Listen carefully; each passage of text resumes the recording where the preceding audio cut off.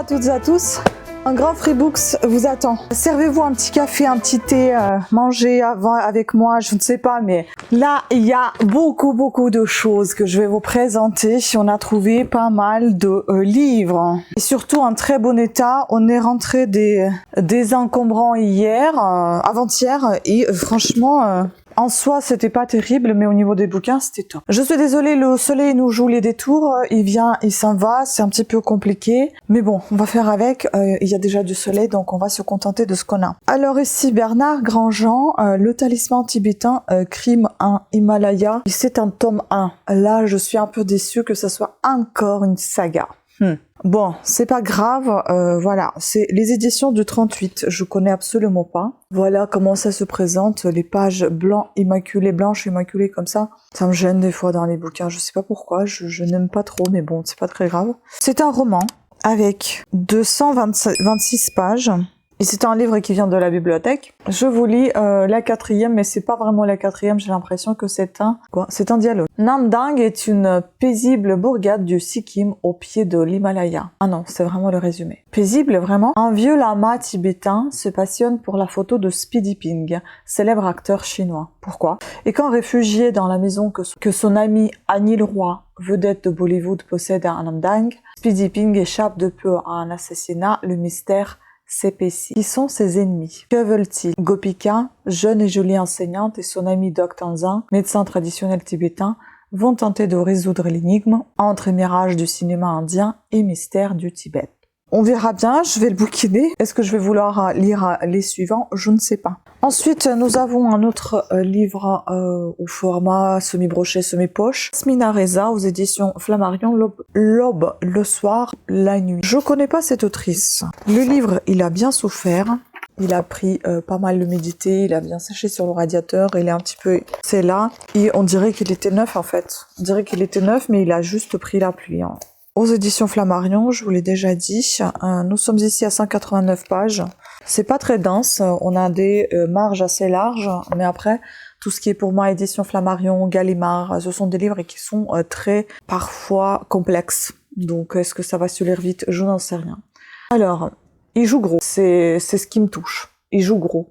Ils sont à la fois le joueur et la mise. Ils ont mis eux-mêmes sur le tapis.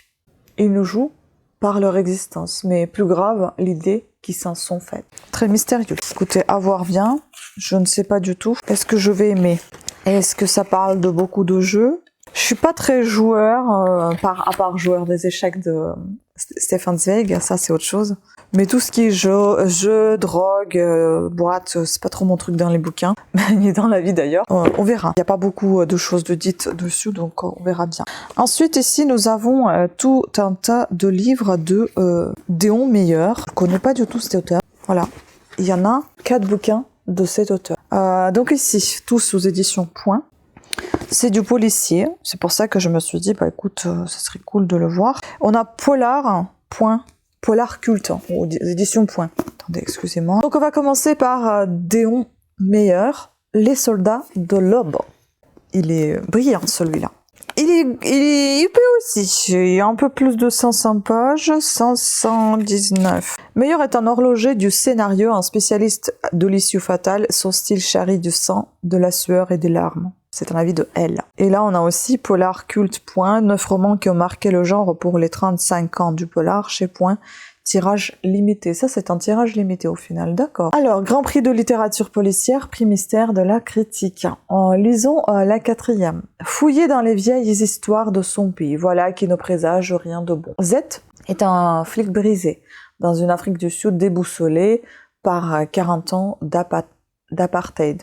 Il s'accroche à une dernière affaire dont les relents racistes vont virer au cauchemar. Ça va être très hard, je pense, comme lecture. Ensuite, Jusqu'au dernier. Je pense que ces lectures vont être assez difficiles quand même, psychologiquement je parle. Nous sommes ici à 455 pages. Une personne très souriante et gaie comme ça, il écrit des choses un peu gloc.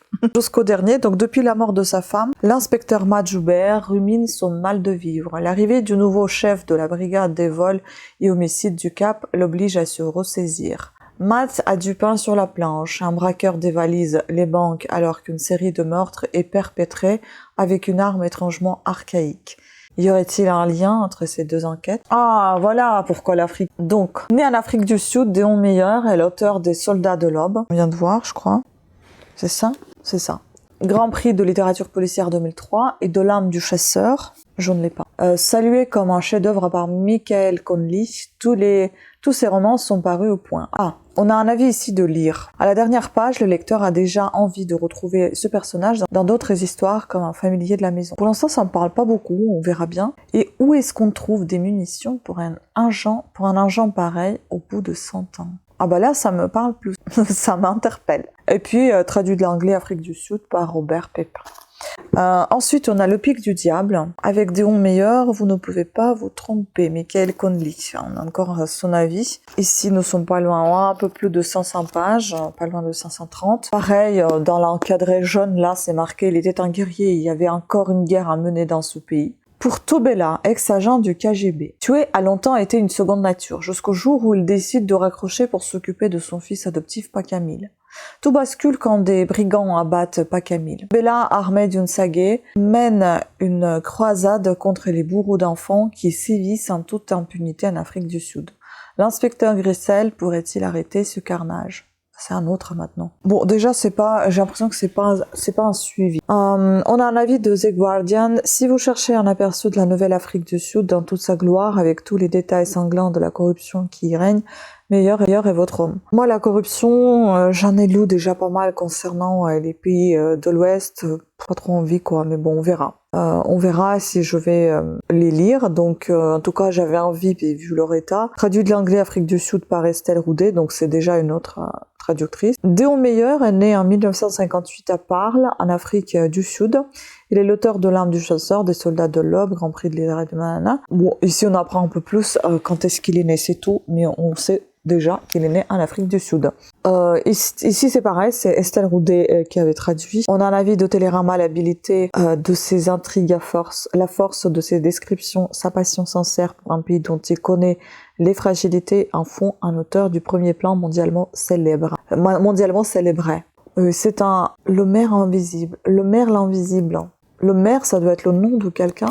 Nous sommes ici à 528 pages. À quel moment le maire a-t-il commis une erreur? Il n'a pas cru la belle Emma Leroux, tu disais menacée, ni l'histoire de son frère, disparu depuis 20 ans, et prétendument réapparu. Il n'a pas non plus réussi à la protéger des 3 hommes armés partis à ses trousses dans le bush. Il n'empêche, le maire a été investi d'une mission et il ne renoncera pas. Et dans l'encadré jaune, là, on a encore « C'était vraiment étrange, monsieur le maire, presque irréel ». C'est très particulier. Je sais pas quoi vous dire, je ne connais pas du tout cet auteur, je ne connais pas du tout ces sujets, à part que ça soit du policier, hein, donc voilà, on verra. Maintenant, on va changer un peu, beaucoup, avec Michel Bussy, un auteur très connu. Nous sommes ici à 542 pages, désolé si vous entendez mon ventre, c'est affreux. À chaque fois quand je fais des montages, j'entends mon ventre, c'est horrible, alors que mon micro il est là, le ventre il est plus bas, mais on entend tout ce qui se passe. Donc je suis désolée si c'est ça, parce que j'ai pas encore mangé. Michel Bussy, Maman a tort. Rien n'est plus éphémère que la mémoire d'un enfant. Quand Malone, du haut de ses 3 ans et demi, affirme que sa maman n'est pas sa vraie maman. Mais si cela semble impossible, Vasile, psychologue scolaire, le croit. Il est le seul. Il doit agir vite, découvrir la vérité cachée, trouver de l'aide. Celle de la commandante Marianne Ogresse, par exemple. Car déjà, les souvenirs de Malone s'effacent. Ils ne tiennent plus qu'à un fil. Le compte à rebours a commencé. Qui est vraiment Malone? C'est intéressant. On a un avis de elle. Bussy multiplie les fausses pistes, mêle les fils de son intrigue, joue de l'illusion et du faux semblant. Il est le maître du roman en trompe-l'œil. Et puis le point, Bussy renoue avec son style haletant tout en nous donnant du grand en moudre. Et c'est aux éditions Pocket. On va passer à autre chose. Ici, nous sommes avec Franck Tillier. Il y en a que 2, mais c'est déjà bien. C'est pas mal parce que j'aime cet auteur et je l'ai à la maison. Et ces livres, ils sont à peu près tous de la même épaisseur à chaque fois. Ah, ça c'est sympa. Atomka, ça s'appelle. Voilà, les pages cornées partout. Mon Dieu, je déteste ça. Nous sommes ici pas loin de... Ah bah si, un peu plus de 600 pages. Atomka, aux éditions Pocket. URSS, 1986. Homme, terre, bête. Je suis née en 1982. Je sais ce que c'est que l'URSS. L'atome a tout ravagé, mais de Tchernobyl vient de s'échapper un mal plus terrible encore.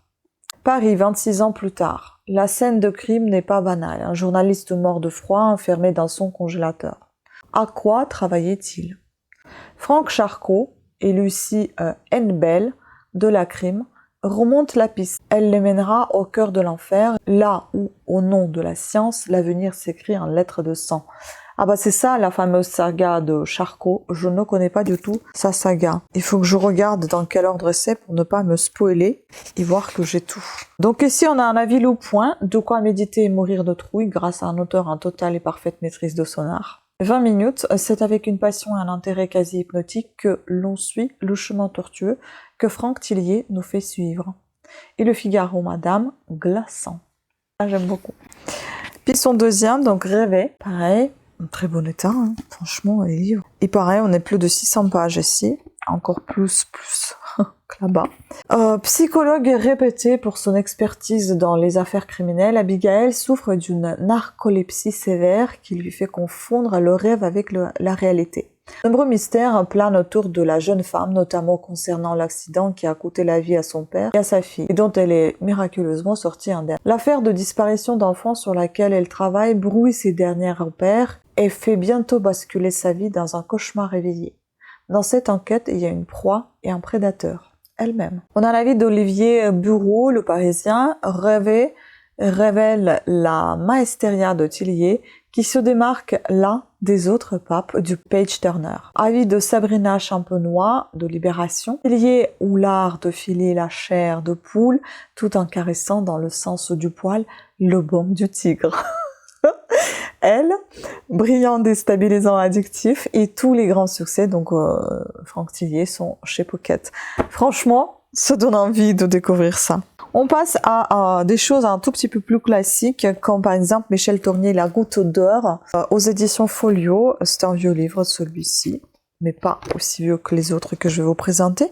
Donc, il est plutôt en très bon état, bien conservé, 221 pages, c'est écrit tout petit. Donne-moi la photo.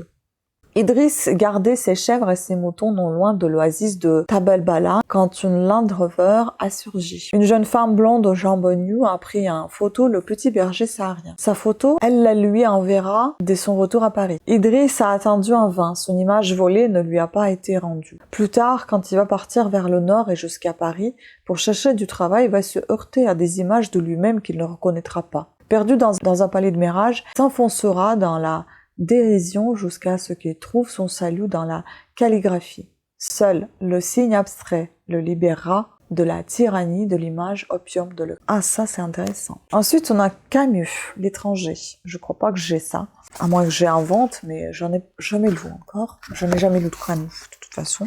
Vieux livre avec des marges très très larges, mais je pense que quand même c'est compliqué à lire, donc c'est ce que j'ai entendu. On verra. On n'est même pas à 200 pages ici. On est pareil aux éditions Folio. Quand la sonnerie a encore retenti, que la porte du box s'est ouverte, c'est le silence de la salle qui est monté vers moi. Le silence, c'est cette singulière sensation que j'ai eue lorsque j'ai constaté que le jeune journaliste avait détourné les yeux. Je n'ai pas regardé du côté de Marie. Je n'en ai pas eu le temps parce que le président m'a dit, dans une forme bizarre, que j'aurais la tête tranchée sur une place publique au nom du peuple français. Étrange. Voilà, L'étranger, le premier roman d'Albert Camus, 1913-1960, prix Nobel de littérature, auteur de La Peste et de Caligula. J'ai la peste, le livre, La Peste. Il faut le lire. Et puis Victor Hugo, Les Châtiments. J'adore cette couverture, elle est trop belle. C'est un vieux livre, et c'est une sorte de... Est-ce que je vais le lire? Je ne sais pas. C'est une sorte de théâtre. Est-ce que c'est... Les châtiments passent pour l'œuvre maîtresse de Victor Hugo, engagée selon le mot consacré. On ne manquera pas d'autres expressions pour qualifier cette fureur d'action verbale. Lyrisme politique, romantisme satirique, fustigation épique. Écoutez, ça peut être intéressant à découvrir quand même. Et ça sent beaucoup trop fort l'humidité. Je vais le mettre sur le radiateur. Ah, c'est horrible. 512 pages. Nous n'avons pas ici de résumé. Mais voilà, en fait, ça se présente sous forme de théâtre où de textes courts, vous voyez, de la poésie, je ne sais pas, il faut que je regarde ce que c'est de près, je connais pas. Et puis donc il y avait tout un tas de ces livres-là, super bon état. Bon, ici il y a du papier, tout simplement, je vous explique. Je vous ai déjà lu Le Voyage de Gulliver en ligne, que j'ai pas encore mis en ligne, ça sera disponible à partir de, pour les fêtes de Noël, je crois que c'est comme ça que j'ai décidé de faire. Si vous voulez avoir plus tôt, il faut souscrire un abonnement, qui est genre 1 euro ou des choses comme ça, où je le lis déjà immédiatement, vous pouvez déjà y accéder quand je le mettrai en ligne. Sinon, ça sera en gratuit, ce sera pour les fêtes de Noël. Voilà, oui, parce que ça me prend du temps, c'est pour ça qu'il y a des prix dérisoires, mais ils existent. Il y en a qui demandent pour les partenariats, j'en ai pas de partenariat, je ne demande pas l'argent aux gens, mais j'estime que le travail que je fais peut être rémunéré même à petite échelle, comme je pense que ça peut être accessible à tous. Voilà. En plus, ça le devient de toute façon, même si vous ne payez pas plus tard, ça sera gratuit. Donc ici, je vous explique. J'adore, il est tout bleu. Mais ici, il y avait un problème. On manquait un chapitre 3 sur une des histoires. Et j'avais pas vu ça. Il y avait 2 chapitres 4. Un qui était complet et l'autre qui n'était pas complet. Ils se suivaient. Et donc, à l'endroit où manquait ce chapitre 3, bah, c'était le chapitre 4 inachevé. Et là, en l'occurrence, il y a le chapitre 3. Alors, par contre, celui-ci, il est vert. Il est moins âgé que l'autre. Mais ici, on a le chapitre 3. Et donc, je vais le lire pour compléter justement la lecture que j'ai faite. Et le problème ici, c'est que je déteste, tout est marqué au crayon. Bon, ça va, on peut supprimer, mais c'est chiant quand même. Donc ça, c'est des éditions 1989. Et l'édition qui comporte l'erreur, elle date, moi j'adore le bleu comme ça, mais elle date de quand? 1985. Et c'est l'éditeur Michel Vincent. Michel Vincent, éditeur, j'aime bien. Par contre, du coup, c'est pas le même éditeur en fait. Celui-ci, c'est le Arpège Junior. C'est pas le même éditeur. Édition de La Fontaine-Roy. Oh là là, mais les couvertures sont identiques, c'est dingue. Bref, de toute façon, j'ai décidé également de vous lire les contes de Perrault. Je ne sais pas si je vous ai déjà lu, il me semble, quelques contes. Il faut que je regarde ce que j'ai lu pour que je me répète pas. Il est tout rose. Mon Dieu. Nous avons ici même pas 200 pages. Ici, il y a Peau d'âne, Le Petit Chaperon Rouge. Ça, je crois que je l'ai lu. Le Maître Chat ou Le Chat Botté. Les Fées, Cendrillon ou La Petite Pantoufle de Verre. Riquet à la houppe, Le Petit Poucet, La Belle au Bois dormant, je l'ai lu, et L'Oiseau Bleu. Voilà, donc à lire. Puis on a La Petite Dorite. Je ne l'ai pas. Charles Dickens, je ne l'ai pas et je ne l'ai jamais lu. Voilà, c'est beau. Et je pense que tout ça, c'est des années 89, hein. C'est ça, ils sont tous des années 89 et ils n'ont pas tous 200 pages, même pas 200 pages. Ah, ici, on a pas mal de... Ah, mais c'est le même conte, mais avec beaucoup de chapitres. Ensuite, on a les contes d'Andersen. Je crois que j'ai jamais lu encore les contes d'Andersen, c'est pareil. Ça sera disponible sur ma chaîne pour Noël, sinon dans les médias, pareil, ça sera sous un abonnement. Arrêtable au moment où vous le souhaitez, hein. C'est pas un engagement, c'est vous arrêtez quand vous le souhaitez. C'est YouTube en fait qui impose les règles, pas moi. On n'est pas à 200 pages non plus, on est à peine à 150 je crois. Ici nous avons Le Briquet, La Princesse au Petit Pois, Le Camarade de Voyage, La Petite Ondine, Poussette, Le Costume Neuf de l'Empereur. Je sais pas si je l'ai pas lu celui-là. Le Vilain Petit Canard. Sympa. Et puis, on a Mary Mapes Dodge, Les Patins d'Argent. Je connais pas du tout. Voilà, donc à découvrir. Écoutez, j'adore le découvrir, hein, tout ça avec vous. J'adore lire les contes. Voilà, on a ici la table de matière et c'est pareil, c'est coloré à l'intérieur. J'adore tous ces bouquins. Donc, ces derniers que je viens de vous présenter, ils seront forcément disponibles en lecture audio pour vous, pour vos enfants, peu importe. Probablement en version payante actuellement et puis un jour ça deviendra gratuit. Certains à partir des fêtes de Noël de cette année, d'autres peut-être encore plus tard, hein, on ne sait pas. Je ne sais pas je sais pas encore comment m'organiser, mais je sais que chaque travail mérite son salaire et voilà, même si c'est pas un salaire en soi, c'est juste un geste, on va dire. J'ai pas l'habitude de demander l'argent comme il y en a certains qui demandent sur YouTube de les payer et qui parlent de leur misère, etc. Moi, j'estime qu'il y a des choses qui ne sont pas forcément dévoilées sur en grand public et qu'on a envie de garder aussi un peu de son sa modestie pour soi. Et il y a des choses que l'on peut dire. Moi, je peux pas tout dire, mais je vous dis ce que j'en pense concernant voilà cet abonnement. Si jamais vous êtes convaincu, si vous souhaitez le faire, c'est pas, il me semble, c'est pas vraiment un abonnement très cher. Hein. Je crois que c'était 1 euro, 2 euros, un truc comme ça. Je sais plus. Enfin, c'est il y a très très longtemps que j'ai mis ça en place, mais je m'en suis jamais servi. Puis là, il est temps de commencer à m'en servir. Il est temps de le mettre mieux en place. Pour l'instant, ça va être comme c'est. Je verrai plus tard ce que j'en fais. Je ne suis pas la seule à proposer cet abonnement, et c'est un abonnement qui est assez libre. Vous pouvez vous désabonner à tout moment.